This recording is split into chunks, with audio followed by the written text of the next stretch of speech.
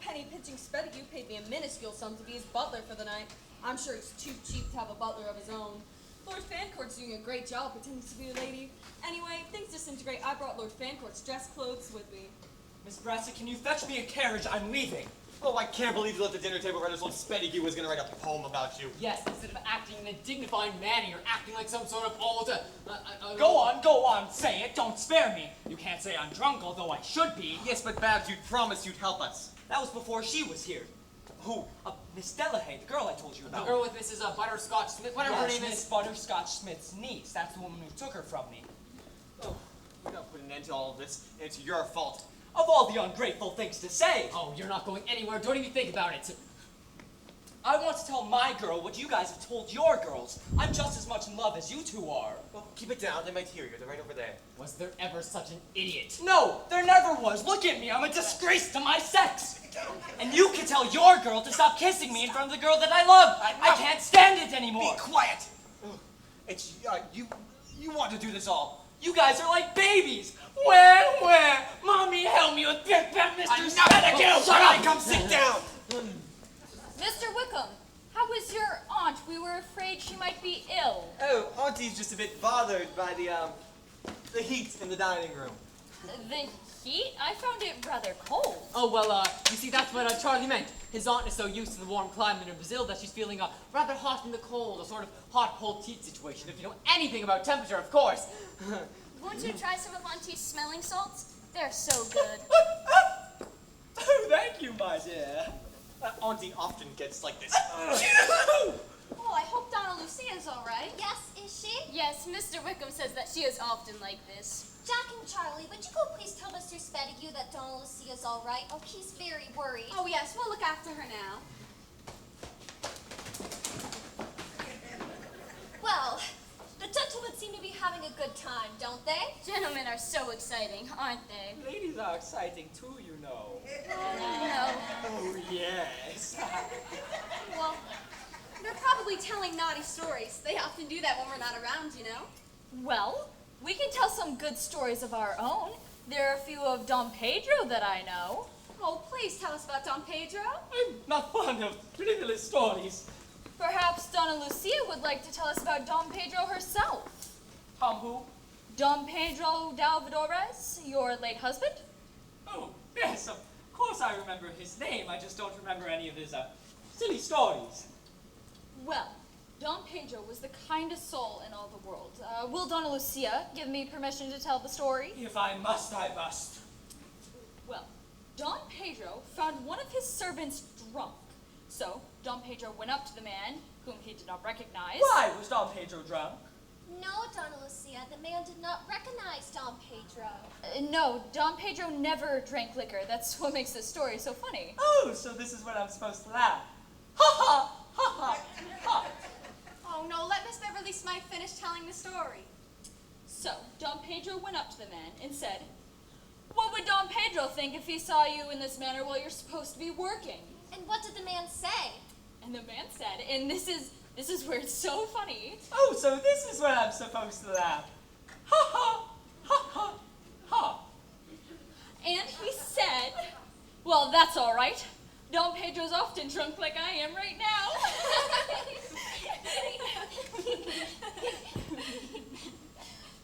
That is the crummiest story I've ever heard. Don't you know it? It was one of Dom Pedro's favorites. Oh, of course I remember it then. I shrieked when I first heard it. Ha ha, ha ha, ha! Now that actually does remind me of a funny story I knew about two women and a man about to have a menage a trois. How about you girls sing us a tune?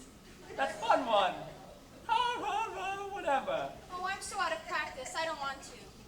Donna Lucia, why don't you sing something for us? Me? Yes, how about one of those many folk songs that Dom Pedro liked so much? Oh, but I haven't sung since I had the measles. I'll tell you what I'll do. I'll play you some Beethoven.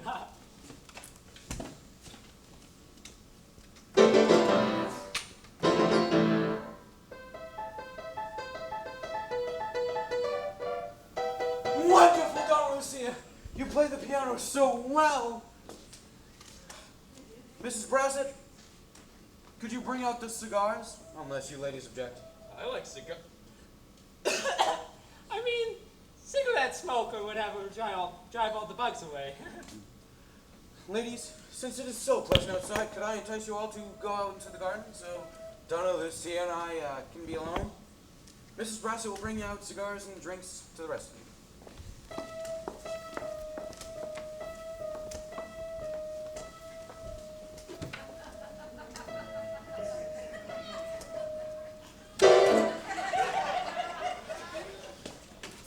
Donna Lucia, there's something of great importance I must talk to you about. I'm upset with you.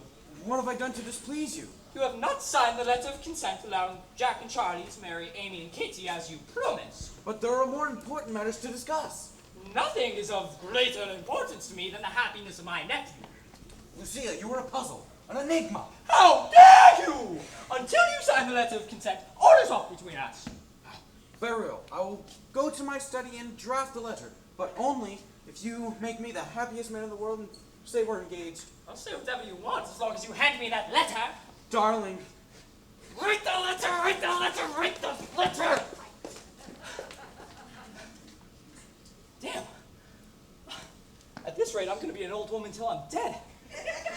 And I haven't had a drink or a smoke all day. Oh. Hello. I said cigars, but there's only the cigarette on.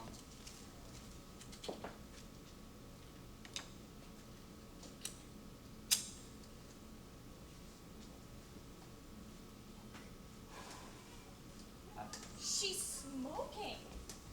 Donna Lucia, is everything all right?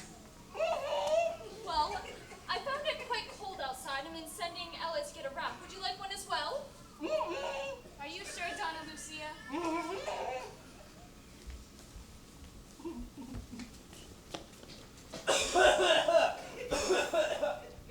Donna Lucia, are you alone? Yes, I'm alone. I won't leave you then. Where's that dreadful smell of smoke coming from?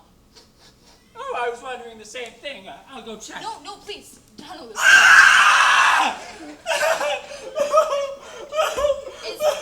Is that a dance you learned in Brazil? Well, Donna Lucia, did you know that when I first met Don Pedro, he told me he wasn't married? Oh, well, he's a wicked storyteller and a cruel husband. The Don Pedro I knew was noble and kind. Are you sure that wasn't his father? Old man with a mustache? No. Lucia, I'm surprised that you don't indulge in the habit of smoking. So many women in Brazil do. Oh, well, to be honest with you, that's what I was doing before you arrived. Oh, then don't let me stop you. Oh, would you care to join me? No, thank you. Donna All right, then. Lucia, pardon my curiosity, but do you have any children? Oh, plenty, none legally. Here's your wrap, Auntie. Oh, thank you. I think I might go out to the garden and see Sir Francis. You stay in here where it's warm and give Donna Lucia some company. Yeah. It was nice talking to you. Wasn't it, though? Oh, please don't go. I would like to talk to you. Did you know that my aunt and Sir Francis were sweethearts? Oh, were they? But he was called away by the army without him ever telling her how much in love with her he was. The noblest man I ever knew was shy and so kind. He got to know how my father was so ill and poor. My father loved to play cards, so this nobleman lost a large sum of money to him on purpose so that we would not be penniless. If I ever see this nobleman again, I still have to give him some of the money back. Oh, no, you mustn't do that. Almost be as if you were accusing him of cheating. Anyway, he's a nobleman. He probably doesn't need the money anyway. I would do anything to be with that kind, handsome man again. He left before I could ever tell him how much I loved him. Oh, well, he seems like a kind, intelligent, strong, brave, handsome, gentle man. And I'm sure you'll see him again quite soon. You don't mind me telling you all of this, do you? I feel like I could tell you anything. Lucia! Have you got the letter? I do, but you'll only get this letter if you make me the happiest man in the world and say we are engaged. We are engaged. Yay. Oh, Mr. Spedigue, is this the letter? Call me lover boy. Whatever you say, lover boy.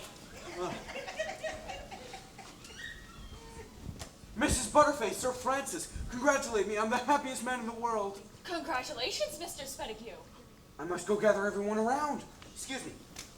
What is he babbling about? Can't you guess? He passed a kidney stone? Funny, but incorrect. Donna Lucia has consented to marry him. Really? You won't believe it, but my son suggested that I ask Donna Lucia to marry me. Well, wouldn't you two make a lovely couple? Donna Lucia from Brazil, where the nuts come from, and you. Do you envy him for marrying into wealth? Envy. The thought of me marrying that woman makes me sick to my stomach. Not even to acquire her large fortune? Lucy, when I saw you again... You didn't remember me. Are you sure that you would rather marry me, the penniless widow, than the lovely millionaire? Nothing would make me happier. Auntie, did you find the air to be rather chilly tonight? Has Sir Francis My asked... dearest Ella, where are the others? Come gather around me, everybody. I have some great, important news. I'm sure all of you will be pleased to hear. Where's Donna Lucia? I think she went to the ladies' room to freshen up. Perhaps it is just as well. I, lonely widower, burdened by tremendous responsibility, my niece and my ward, a good fairy has come to shed some unexpected light and joy. What is he talking about? Shut up.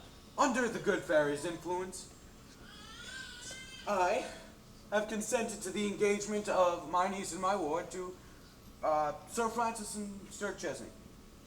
And now, for the creme de la creme of announcements, the richest woman of all of Brazil has consented to be my wife. I allude to our dear friend Donna Lucia Dalvadores. What the hell was that? I'm so sorry. The tray somehow slipped out of my hands. Be more careful, Brassett. You ruined my mood. Yes, sir. I'm going to go check on Donna Lucia. After what I just heard, I'm sure she's sick all over. She better be. Mr. Spedigue, I'm afraid I can't go on with this lie anymore. That woman, Are you talking about your aunt? Speak with more respect. that woman is not my aunt.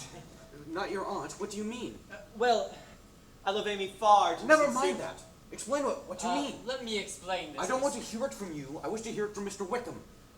Well, you see, we had originally planned for Donna Lucia, my aunt, to come and chaperone Amy and Kitty while they were visiting us. But we received a telegram saying she got in an accident, she wasn't able to come. And so we had our friend impersonate his aunt. Impersonate. To deceive me. Well, no, that's not... Well, Mr. Spedigue, let's explain, please. You see... Yes, well, you were in London, and well, we just wanted to see the That girls old really. bag with a wig? My sympathy, sir. Don't you! Mr. Spedigue, please forgive me! That thing is not allowed in my house. Am I allowed? Who the hell are you? I'm Charley's aunt from Brazil, where the nuts come from. Lord Beverly Fancourt. Oh, Auntie, I told him everything. Oh, Ella, I'm so sorry. I'd like to apologize. Mr. Spedigue, if you'd like to explain... You treacherous pack of wolves. You got me to sign the letter under false pretenses. Where's the letter? I want it right now. I have the letter. Hey, give me that letter. No, give the letter to me. I shall dispute it under her father's will. I dropped it. He's always such a fool about these things. Give me the Here's letter. the letter. No, please, allow me. This letter appears to be for Donna Lucia Dalvadores. But that thing is not Donna Lucia Dalvadores. No, but I am. What? You're Donna Lucia? You mean my aunt? This is libelous and deceitful. I shall go to the head of the university and have you disciplined, hopefully thrown out. Sir Francis, this is for you. And get out of my house. Charley, Mr. Wickham, how could you do such a horrid thing to my uncle? What is wrong with you? All of you. Please, Amy, forgive us. If it makes you feel better, I'll be giving a large amount of money to your uncle as compensation for this lie. I only joined into the deception when I had found another lady in my place. So that's how you knew so much about our late husband. And now I know we're all very angry, but that doesn't change anything between me and Jack. Well, I guess it doesn't change anything between me and Charley either. Wait, you mean that you're still going to marry my stepson, Jack? What? Well, although your father thought that I was a penniless widow, we rekindled our romance of over 20 years ago. Therefore, you will now have to mind your mother, or I will have you moved to Bengal, India. As for you, Lord Fancourt, you will now have to grovel extensively and plead for the forgiveness of my dear, beautiful Ella Delahaye. Ella, I'm terribly sorry. For everything that has happened, frankly, I wish it never had. To be honest with you, I haven't been the same since I lost contact with you in Monte Carlo. I told Jack and Charlie just this morning that I still loved you. That's right, he said it just this morning. Yes, definitely said it this morning. Yes, he's been so sick he even wore that ugly dress. Ugly? Yeah. Anyways, will you ever forgive me? I'll be devoted to you with my entire heart. Auntie?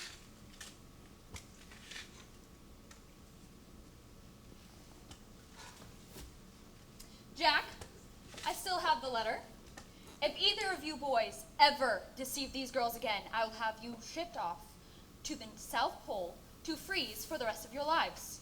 As for you, Lord Fancourt, Oh, no. I'm all done. I give you my word. Hell, I'll give you my clothes if you'd like. They probably fit a bit better on you than on me. But I digress. Ella Delahaye's consented to be my wife, and I give up all claim to being Charlie's aunt.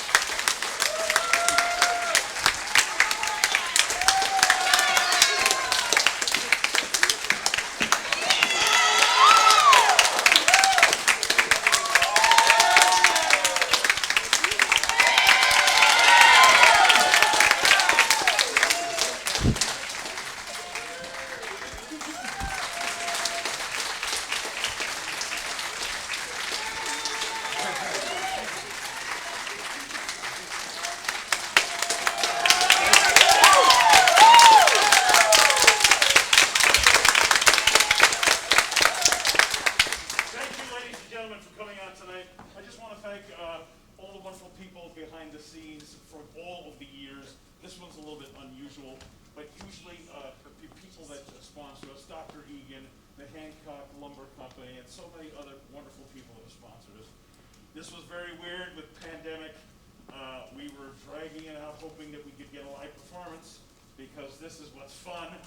Recording it is not fun. Hearing you laugh is really fun.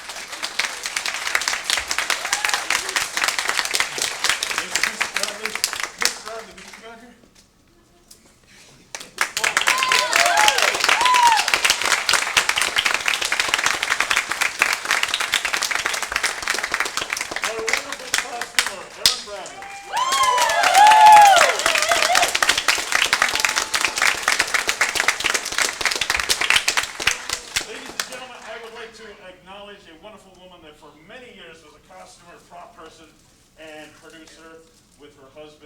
Sadly died last year. Wanda Von Carr, would you stand up please?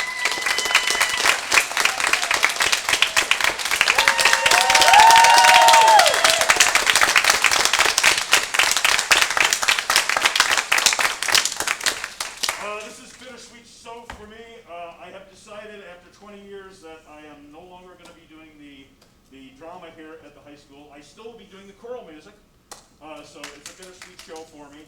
I just want to say to all the wonderful students through the years, and there's some that are here tonight, that they really fill my heart with joy to see the passion for the art. So they will continue. I I love and respect them for all the work they've done. Thank you very much.